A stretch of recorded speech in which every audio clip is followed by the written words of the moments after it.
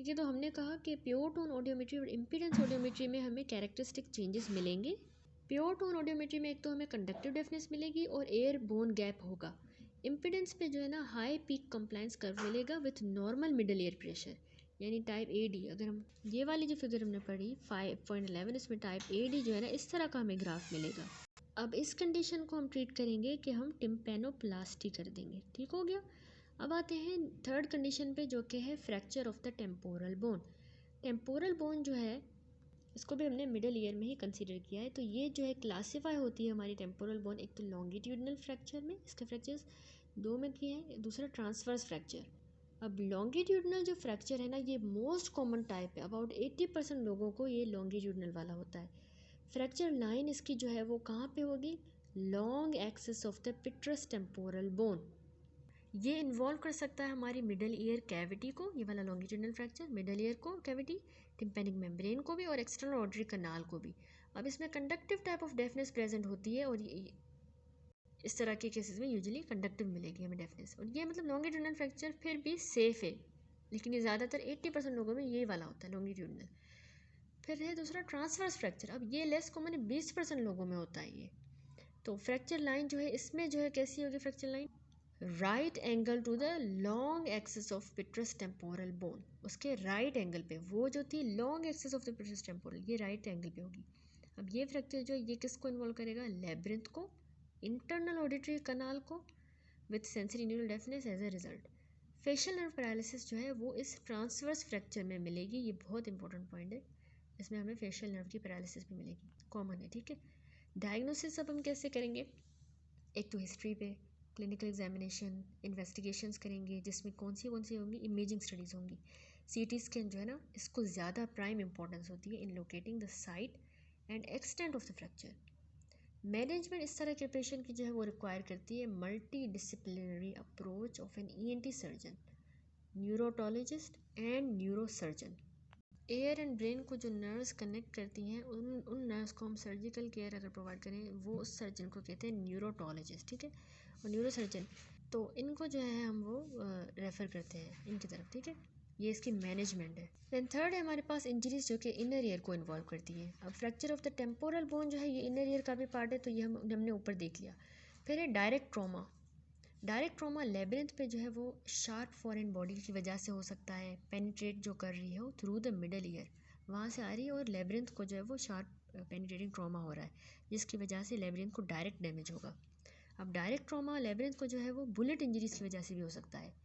Patient को जो है ट्रॉमा की हिस्ट्री होगी, उसको डेफनेस होगा, वर्टाइगो, या फिर दोनों भी हो सकता है। अब इस चैप्टर की हम समरी देख लेते हैं। तो इसमें हमने देखा कि इंजरीज जो है वो किसी भी पार्ट ऑफ द ईयर पे हो सकती है। हेमाटोमा ऑफ द पिना जो है उसको हमने इतना बहुत जल्दी, जितना जल्दी हो सके उतना जल्दी हमने उसको ड्रेन करना है, हेमाटोमा को जो पिना में होता है, ताकि हम नेक्रोसिस को अवॉइड कर सकें of the auricular cartilage. Air drops जो है वो हम परफोरेशंस जो होती है ना टिम्पेनिक मेम्ब्रेन की, उनमें हम अवॉइड करते हैं, ये आपने याद रखना है। एयर ड्रॉप्स जो है वो हमेशा परफोरेशन ऑफ टिम्पेनिक मेम्ब्रेन में कॉन्ट्रा इंडिकेटेड होते हैं, नहीं देने हमने। और इसके अलावा हमने कहा कि प्रोफाइलेक्टिक एंटीबायोटिक हम देते हैं जब भी कोई ट्रॉमा का पेशेंट आता है, जिसको मतलब ईयर में कोई ट्रॉमा हुआ हो।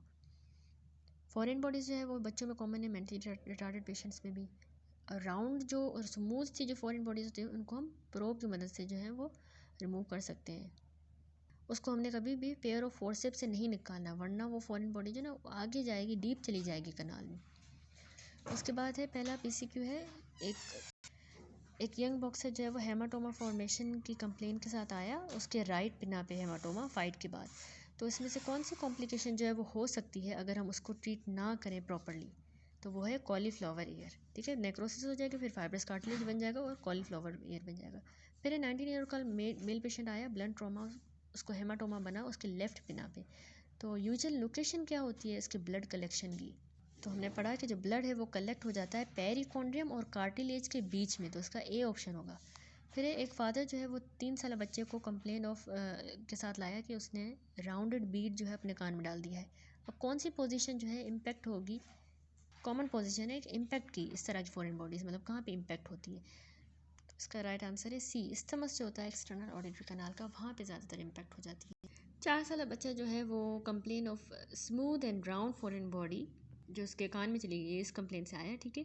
अब कौन सा सूटेबल इंस्ट्रूमेंट जो है, टूल जो है, इसको रिमूव करने के लिए हमारे पास वो सूटेबल है, कौन सा इंस्ट्रूमेंट?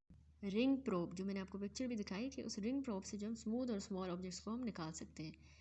उसके बाद क्वेश्चन है कि 30-year-old फीमेल जो है, फीमेल पेशेंट आई, कंप्लेन थी उसको कि उसके कान में कीड़ा चला गया है, कोई इंसेक्ट चला गया है, ठीक है, उसके राइट कान में, और उस बात को आधा घंटा गुजर चुका है। अब कौन सा सॉल्यूशन जो है हम यूज़ कर सकते हैं कि उसको किल करें या उस इंसेक्ट को अनकॉशियस करें बिफोर कि हम उसको बाहर निकालें? इसका जो राइट आंसर है वो है हम ऑयल ड्रॉप्स यूज़ कर सकते हैं। 5 साल बच्चा जो है वो डीपली इम्पैक्टेड फॉरेन बॉडी जो उसके लेफ्ट ईयर में थी, इस कंप्लेन के साथ आया, तो उसको हिस्ट्री है removal of foreign body under general anaesthesia, जो कि सक्सेसफुल ना हो पाई। अब कौन सी सूटेबल अप्रोच है इसके रिमूवल के लिए? तो उसका आंसर होगा हमारे पास, मैंने आप लोगों को बताया, पोस्ट ओरल अप्रोच हम करते हैं, लेकिन ये रेयरली रिक्वायर्ड होती है, ये इतना कॉमन नहीं है, ये इस तरह की एबनॉर्मलिटीज़ नहीं होती। पोस्ट ओरल अप्रोच हम मुश्किल ही करते हैं। 18-16 मेल पेशेंट आया, उसको हिस्ट्री थी कि उसके कान पर किसी ने थप्पड़ मारा। एग्जामिनेशन पे हमें परफोरेशन मिली उसके लेफ़्ट कान की। अब आप लोग कौन सी परफोरेशन एक्सपेक्ट करते हो इस केस में? तो central perforation with irregular and congested margins हमें मिलेगी टिम्पैनिक मेम्ब्रेन की, ठीक है, जब इस तरह के केस होते हैं। उसके बाद है what is the most common site for the dislocation of the ossicular chain? तो उसकी जो कॉमन साइट है इंक्यूडोस्टेपिडियल जॉइंट जो है इनकसोस्टेपिस का, वो ज़्यादा कॉमन, मैंने आपको बताया। फिर एक 22 साल मेल पेशेंट ओपीडी में आया कि उसको आरटीए मतलब कि हिस्ट्री है, रोड ट्रैफिक एक्सीडेंट, एक हफ़्ता पहले। अब उसको जो है ना सुनने में इम्पेयरमेंट हो गई है थोड़ी सी उसके राइट ईयर में, उसे हादसे के बाद उसका राइट कान में थोड़ा सा मसला हो गया सुनने में। एग्जामिनेशन पे हमें टिम्पैनिक मेम्ब्रेन जो है ना वो बिल्कुल नॉर्मल नज़र आई। ट्यूनिंग फॉक टेस्ट हमने किया, रिनी टेस्ट है उसका नेगेटिव आया in the right year, negative आया, इसका मतलब है कि रिनी टेस्ट पॉजिटिव यूँ होता है कि एयर कंडक्शन बेटर है than the bone conduction normally, this is Rinne positive. लेकिन रिनी नेगेटिव का मतलब है कि उसकी बोन कंडक्शन उसको फिर भी ज़्यादा सुनाई दे रही है, एयर कंडक्शन उसको सही सुनाई नहीं दे रही, तो उसका रिनी नेगेटिव आया। वेबर टेस्ट उसका लेटरलाइज था टुवर्ड द राइट ईयर। अब राइट में रिनी नेगेटिव आया है, यानी इसकी बोन में इसको ज़्यादा सुनाई दे रहा है, और उसका जो वेबर है वो भी लेटरलाइज राइट ईयर की तरफ हुआ है। और शॉबैक टेस्ट जो है ना वो इक्वल है टू द एग्जामिनर, जितना एग्जामिनर का है उतना ही मतलब हम कंपेयर करते हैं ना शॉबैक में, तो सेम आया है। तो अब इसमें जो है डायग्नोस्टिक और बहुत ही ज़्यादा रेलिवेंट इन्वेस्टिगेशन कौन सी होगी, और डायग्नोस्टिक इन्वेस्टिगेशन इस पेशेंट में, तो इसमें जो है हम टिम्पैनोमेट्री करेंगे, ठीक है, ये इसका राइट आंसर है टिम्पैनोमेट्री। अब इसमें यूँ होता है कि डॉक्टर जो है ना वो हमारे कान में एक प्रॉब डालता है और मतलब चेक करता है कि हमारा एयर ड्रम जो है ना वो कितना सही तरीके से मूव करता है, उसकी मूवमेंट को चेक करता है, ठीक है, तो इसको हम टिम्पैनोमेट्री टेस्ट कहते हैं। ठीक हो गया। उसके बाद 28 साल पेशेंट जो है उसको ऑसिकुलर चेन डिसलोकेशन सस्पेक्टेड था आफ्टर द आरटीए। अब किस तरह का ग्राफ जो है डायग्नोसिस ऑफ दिस कंडीशन के लिए है फॉर अ टिम्पैनोमेट्री? तो इसमें हमें जो है टाइप एडी ग्राफ मिलेगा, A option is the right answer. फिर एक मिडिल एज बॉक्सर जो है उसको फ्लक्चुएंट पेनफुल टेंडर स्वेलिंग उसके पिना में है अगले दिन फाइट के बाद, ठीक है, तो स्वेलिंग ग्रेजुअली बढ़ रही है साइज़ में। अब मोस्ट अप्रोप्रिएट ट्रीटमेंट इस पेशेंट में हम क्या करेंगे? तो हमने क्या करना है, ड्रेन करना है स्वेलिंग को और प्रेशर ड्रेसिंग देनी है। What is the most common cause of tympanic membrane perforation in our region? तो यहाँ पे सबसे ज़्यादा जो है वो क्रोनिक सुपरेटिव ओटाइटिस मीडिया की वजह से जो है वो एयर ड्रम की परफोरेशन है होती है। दैट्स इट, ये चैप्टर कंप्लीट हुआ। उसके बाद अब हम स्टार्ट करते हैं चैप्टर नंबर 8 जो कि है disease of the external ear. सबसे पहले आती है हमारे पास ओटाइटिस एक्सटर्ना। तो ओटाइटिस एक्सटर्ना जो है ये एक अक्यूट या क्रोनिक इन्फ्लामेशन हो जाती है पूरे या फिर part of the skin of the external ear की। एक्सटर्नल है ना तो उसकी बात हो रही है, या पूरा ही इन्वॉल्व होगा या उसकी सिर्फ स्किन। तो following type of otitis externa होते हैं, या तो उसमें बॉयल हो जाता है या फ्रंकल। बॉयल और फ्रंकल में क्या फ़र्क है कि बॉयल ऐसे दाना सा होगा, लेकिन जब वो रप्चर हो जाएगा तो हम उसको फ्रंकल कहेंगे। ऑटोमाइकोसिस फंगल इन्फेक्शन भी हो सकता है, यानी डिफ्यूज़ ओटाइटिस एक्सटर्ना भी कॉज है। बुल्लस मैरिंजाइटिस ये एक ऐसा इन्फेक्शन है जिसमें ब्लिस्टर्स आ जाते हैं हमारे एयर ड्रम वगैरह पे कनाल में, ठीक है। Seborrhoeic otitis externa, eczematous otitis externa, malignant otitis externa and herpes, ये सारे हम डिटेल में डिस्कस करेंगे। तो ओटाइटिस एक्सटर्ना मोस्टली जो है वो लोकल फैक्टर्स की वजह से होता है जो हमारे एक्सटर्नल एयर के होते हैं, और ये हो सकता है secondary to the otitis media. Otitis media हुआ उसके बाद ये एक्सटर्ना हो सकता है। इन एडिशन बहुत सी बीमारियां जो है स्किन की जो कहीं और पे हों बॉडी में, तो वो सिमिलर वैसी ही लेजन्स हमारे एक्सटर्नल एयर में भी करवा सकती हैं। ठीक है, अब कुछ फैक्टर्स जो कि प्री डिस्पोज करते हैं ओटाइटिस एक्सटर्ना को, उनमें है कि हम कानों में खुजली जैसे स्क्रैच करते हैं, हमें स्क्रैचिंग करने की वजह से हो सकता है, प्री डिस्पोज करता है टू ओटाइटिस एक्सटर्ना, जब यानी हम कंटेमिनेटेड ऑब्जेक्ट के साथ कानों की स्क्रैचिंग करें। दूसरा, बैड इंस्ट्रूमेंटेशन या ट्रॉमा हो एक्सटर्नल एयर का, कंटेमिनेटेड पानी में स्विमिंग करें, स्कैल्प की डैंड्रफ की वजह से, सिरिंजिंग की वजह से, use of hearing aid and allergy. सबसे पहली है बॉयल और फुरंकल। बॉयल या फुरंकल अक्यूट स्टेफिलोकोकल इन्फेक्शन होता है हेयर फॉलिकल का। ठीक है, स्टेफिलोकोकल इन्फेक्शन है, ये बैक्टीरिया होता है और ये हेयर फॉलिकल को इन्फेक्ट करता है। तो एक्सटर्नल ऑडिटरी कनाल में हेयर फॉलिकल्स जो है ना वो सिर्फ और सिर्फ हमारे कार्टिलेजिनस पार्ट में मौजूद होते हैं। वहाँ पे या तो सिंगल या मल्टीपल बॉयल्स हो सकते हैं कान में। अब रिकरेंस बॉयल की बहुत कॉमन है। प्री डिस्पोजिंग फैक्टर्स कौन से हैं जो कि बॉयल्स करवा सकते हैं? एक तो अगर पेशेंट को डायबिटीज़ मेलाइटस है, जनरल डेबिलिटेटिंग डिजीज़, वो कानों को स्क्रैच करता है या वो स्विमिंग करता है, तो ये प्री डिस्पोज हो सकता है टू बॉयल या फुरंकल। फिर ये एक बॉयल जो है बहुत पेनफुल कंडीशन होती है। क्यों? क्योंकि जो स्किन है ना हमारी वो बहुत टाइटली अडेरेंट होती है हमारे अंडरलाइंग कार्टिलेज के साथ। एक्सटर्नल कनाल की बात हो रही है तो वहाँ पे वो बहुत टाइटली अटैच होती है, तो जो एक्सुडेट बनता है ना उसको जगह ही नहीं मिल पाती कि वो एक्सपेंड करे, स्प्रेड करे। तो वो एक्सुडेट मतलब वो एक तरह से प्रेशर डाल रहा होता है टिश्यू प्लेन में, उसको फैलने की जगह नहीं मिल रही होती, तो उसकी वजह से बहुत ज़्यादा पेन होता है। ठीक है, ये आपने बात याद रखनी है, ये इंपॉर्टेंट है। अब हमें क्लिनिकल फीचर्स क्या मिल सकते हैं? पेशेंट को जो है ना सबसे पहला सिम्टम ही जो है वो खारिश होगी, इचिंग बहुत पहला सिम्टम होगा ओटाइटिस एक्यूट ओटाइटिस एक्सटर्ना के बॉयल में, बॉयल या फुरंकल की बात हो रही है। ठीक है, अब इसके बाद जो है वो followed soon by pain. Pain बहुत इंटेंस किस्म का होता है और ये एग्रेवेट होता है by the movement of the पिना।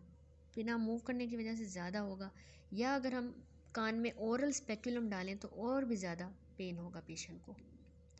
अगर उस पेशेंट का बॉयल जो है वो एंटीरियरली सिचुएटेड है, ठीक है, तो वो क्या करेगा, पेन करवाएगा जब पेशेंट अपना मुंह खोलेगा ड्यूरिंग च्यूइंग, मतलब जब हम चबा रहे होते हैं तब हम खाने के दौरान अपना मुंह खोलते हैं, तो ऐसा करने पे उसको बहुत ज़्यादा पेन होगा। कब? अगर उसका बॉयल एंटीरियरली प्रेजेंट है। ऐसा क्यों हो रहा है? क्योंकि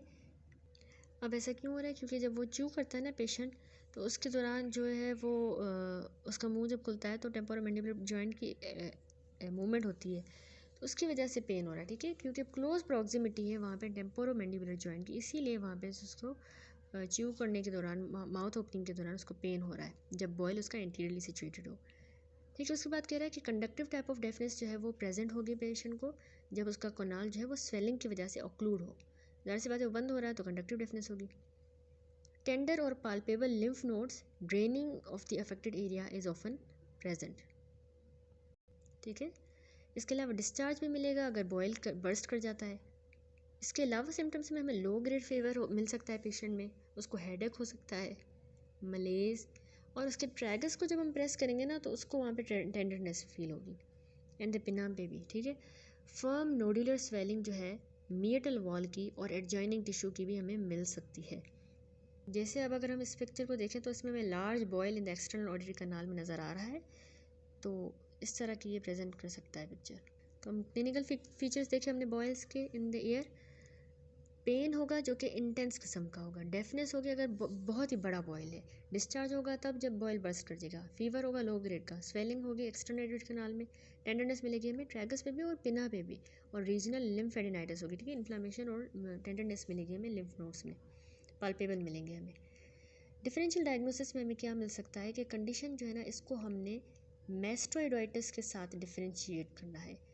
ओकेजनली ये दोनों कंडीशंस जो है ना वो को एग्जिस्ट कर सकती हैं, यानी एक्यूट ओटाइटिस एक्सटर्नल का जो बॉयल है ये और मैस्टोइडाइटिस जो है दोनों साथ हो सकते हैं।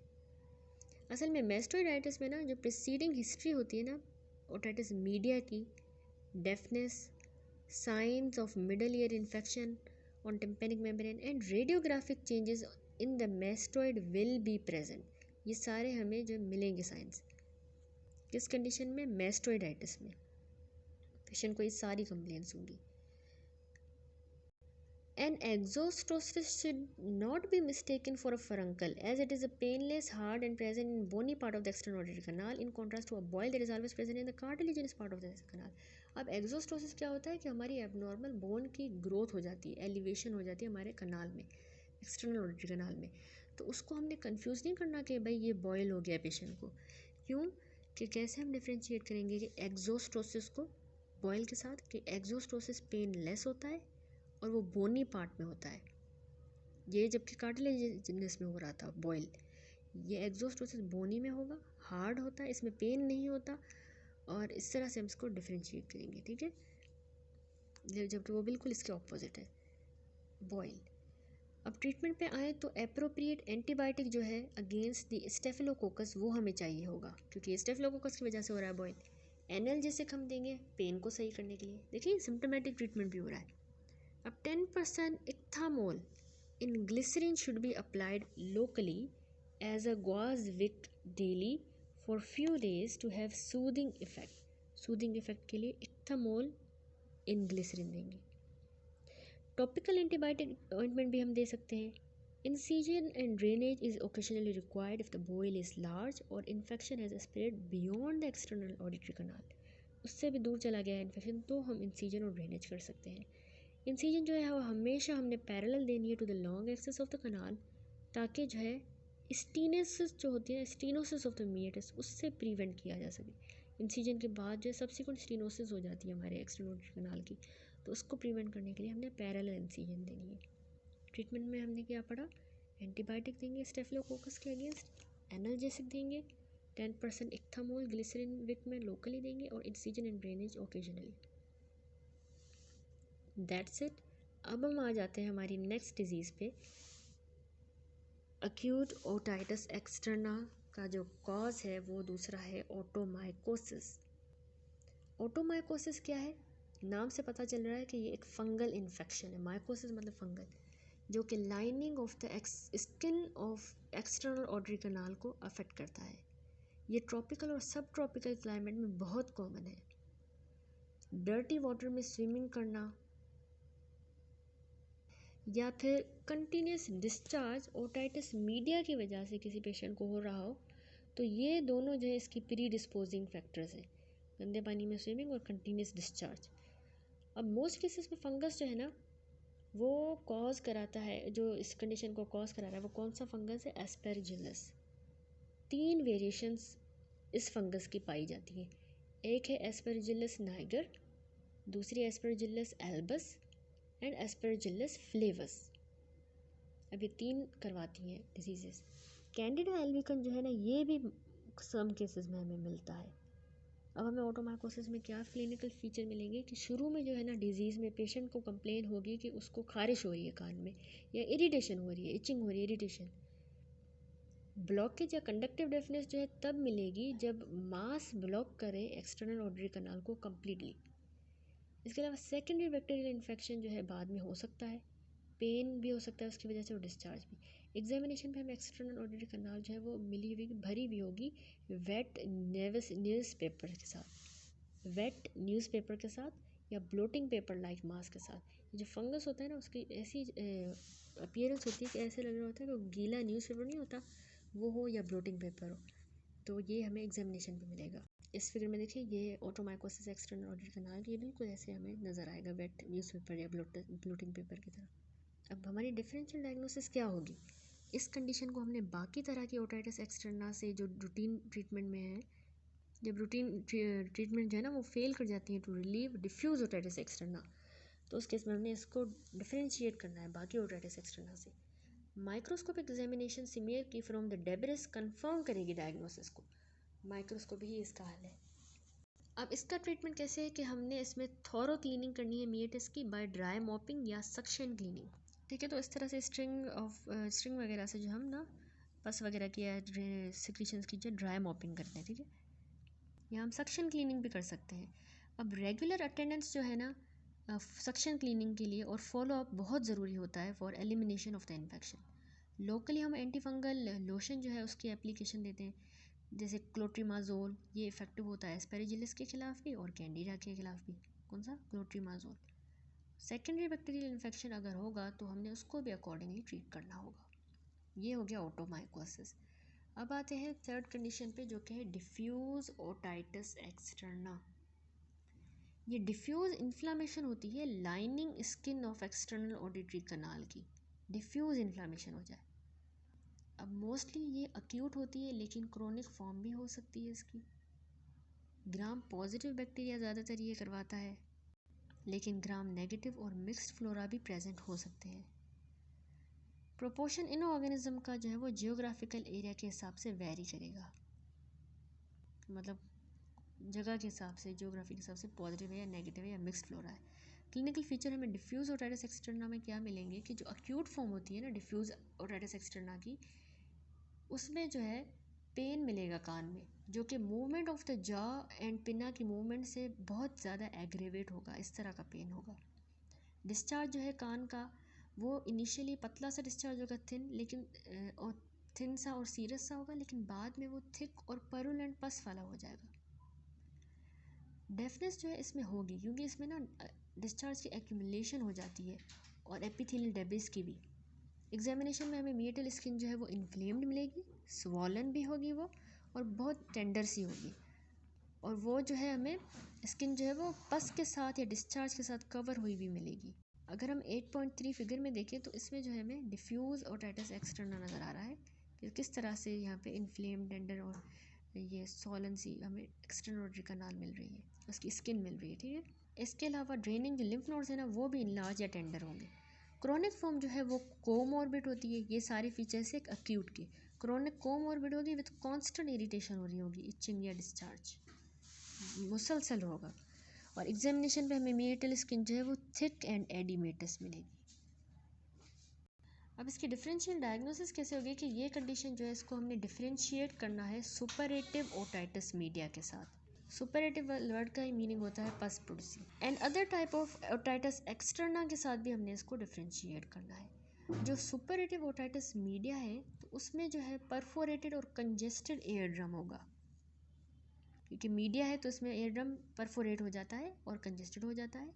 म्यूकोइड डिस्चार्ज होगा, pronounced deafness and hazy mastoid on the X-ray with normal external auditory kanal.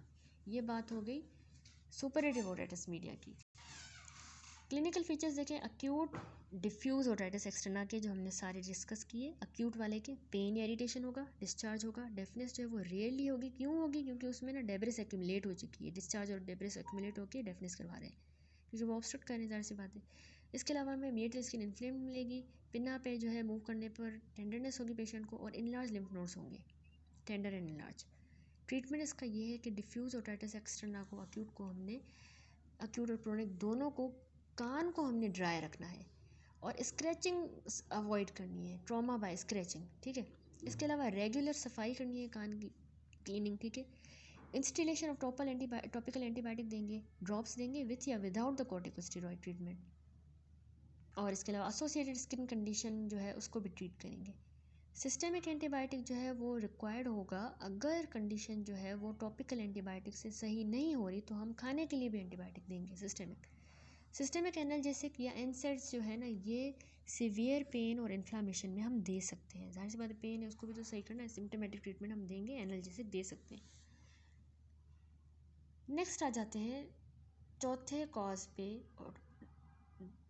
Otitis externa का, जो कि है बुल्लस मायरेंजाइटिस। बुल्लस मायरेंजाइटिस को हम ओटाइटिस एक्सटर्ना हेमरेजिका कहते हैं, ये भी कहा जाता है ओटाइटिस एक्सटर्ना हेमरेजिका। ये कंडीशन इंक्लूड करती है इन्फ्लामेशन टिम्पेनिक मेम्ब्रेन की विथ ब्लेब्स, स्वेलिंग एंड रेडनेस हो जाए, ब्लेब्स, स्वेलिंग एंड रेडनेस। ये फिगर देखिए, इसमें बुल्लस मायरेंजाइटिस दिखाया गया है, ठीक है। ये ब्लेब्स वगैरह बन गए हैं, स्वेलिंग, रेडनेस सब हमें नज़र आ रहा है। तो यहाँ पे कह रहा है कि ओटाइटिस हेमरेजिका एक्सटर्ना, ओटाइटिस एक्सटर्ना हेमरेजिका भी कह सकते हैं, या बुल्लस मायरेंजाइटिस। तो जैसा कि ये इन्फ्लुएंजा के एपिडेमिक के दौरान देखी गई है ये बीमारी, तो इसका जो कॉजेटिव ऑर्गेनिज्म है ना इस कंडीशन का, वो प्रोबेबली हमारा इन्फ्लुएंजा वायरस हो सकता है, उसकी वजह से ये हो रहा है बुल्लस मायरेंजाइटिस या ओटाइटिस एक्सटर्ना हेमरेजिका। क्लिनिकल फीचर ऐसे हैं कि जो हेमरेजिक ब्लेब्स हैं वो एयर ड्रम पे बन जाएंगे, और एडजॉइनिंग डीप एक्सटर्नल ऑडिटरी कनाल पे भी बनेंगे। ये है हेमरेजिक ब्लैब, ठीक है, डीप है हेमरेज ऑडिटरी कनाल, अंदर जो एयर ड्रम के पास है। अब ये रप्चर कर सकते हैं quickly with discharge of the haemorrhagic fluid, उनमें से निकल रहा होगा। पेन होगा एयर में, प्रीडोमिनेंट सिम्टम है ये पेशेंट का। डेफनेस प्रेजेंट होगी जो कि कंडक्टिव किस्म की होगी, और इसकी प्रोग्नोसिस अच्छी है अनकॉम्प्लिकेटेड केसेस में। अब अच्छी सी पिक्चर्स मैं आप लोगों को दिखा दूँ, इस तरह से ये ब्लेब्स वगैरह में मिलेंगे। ये बुल्लस मैरिंजाइटिस है, ठीक है, टिम्पेनिक मेमोरी, ये ब्लिस्टर्स वगैरह बन गए, ठीक है, इस तरह से ब्लेब्स, बुल्लस फ्लूइड ब्लिस्टर बन गए एयर ड्रम पे, सीवियर पेन है। तो प्रोग्नोसिस अच्छी है। ट्रीट कैसे करेंगे कि इसको सिम्टोमेटिक ट्रीटमेंट देंगे, एनाल्जेसिक देंगे इसको पेन के लिए, प्रोफाइलेक्टिक एंटीबायोटिक देंगे ताकि इसमें से सेकेंडरी इन्फेक्शन आगे जाके ना हो। पेन सही हो गया, फर्दर स्प्रेड नहीं हुआ, एंटीबायोटिक दे दिया। और कान को ड्राई रखना है रिपीटेड ओरल टॉयलेट के साथ, ठीक है, यानी पेपर वगैरह टिश्यू वगैरह से हमने कान को साफ़ करके रखना है, हर वक्त ड्राई रखना है। फिर आ जाते हैं और अगली कंडीशन पे जो कि है सिबोरिक ओटाइटिस एक्सटर्नल। ये भी ओटाइटिस एक्सटर्नल का एक कॉज है। अब ये जो है ना एक ग्रीजी स्केलिंग क्रस्टिंग कंडीशन होती है skin of the external auditory canal की, चिपचिपी सी और उखड़ रही होगी, स्केलिंग होगी, क्रस्टिंग होगी, इसे पापड़ी सी बन गई होगी, ठीक है, तो एक्सटर्नल ऑडिटरी कनाल की और पिना की भी। अब इसमें ये कंडीशन हमेशा याद रखिएगा कि अगर बालों में डेंड्रफ होगी तो ये सिबोरिक ओटाइटिस एक्सटर्नल भी होगा पेशेंट को कान पे, बालों की डेंड्रफ के साथ ये एसोसिएटेड है। अब इसकी एटियोलॉजी पता नहीं है, लेकिन जो कॉजेटिव ऑर्गेनिज्म है ना वो एक फंगस है जिसका नाम है पिटायरोस्पोरोन। पिटायरोस्पोरोन ये फंगस है। ओरल कंडीशन जो है ना ये बेस्ट रिगार्ड हुई है as a part of that affecting the scalp, वही जो है वो स्कैल्प को भी और ओरल कंडीशन को अफेक्ट कर रहा है। इसमें हमें फीचर्स क्या मिलेंगे कि पेशेंट को जो है इचिंग जो है ये बहुत ही प्रीडोमिनेंट सिम्टम होगा। सेकेंडरी इन्फेक्शन जो है वो उस स्क्रैचिंग की वजह से हो सकता है, मतलब इचिंग हो रही है तो उसने स्क्रैच किया, उस स्क्रैचिंग की वजह से उसको कान में पेन हो रहा है। एग्जामिनेशन में हमें ग्रीजी येलो वाइट स्केल्स मिलेंगे एक्सटर्नल ऑडिटरी कनाल में। पिना, लोब्यूल और पोस्ट ओरिकुलर सल्कस जो है ना वो भी अफेक्टेड होते हैं इस कंडीशन